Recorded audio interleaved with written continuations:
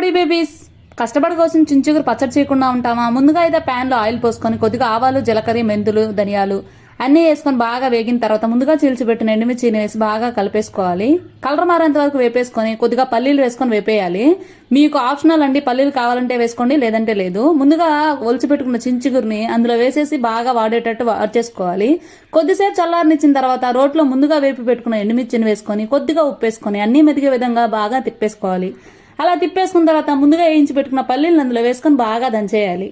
అలా దంచేసిన తర్వాత కష్టపడి కోసిన చించుగురిని అందులో వేసేసి బాగా మిక్స్ అయ్యే విధంగా దంచేసుకోవాలి. అది గట్టిగా వస్తుంది. మధ్యలో హాట్ వాటర్ వేసుకున్నా దంచుకోవచ్చు, ఎందుకంటే ఎక్కువ రోజులు స్టోర్ ఉండాలి కాబట్టి. మీకు అయిపోద్దులే అనుకుంటే తడి వాటర్తో అయినా వేసి బాగా దంచేసుకోవచ్చు. బాగా మెదిగిపోయిన తర్వాత ఆనియన్ లేకపోతే ఎలా మరి, ఎర్రగడ్డ కచ్చా పచ్చాగా దంచుకొని తీసి పక్కన పెట్టేసి వేడి వేడి అన్నం వేసేసుకొని ఒక్కొక్క ముద్ద తింటుందంటే టేస్ట్ అయితే అదిరిపో.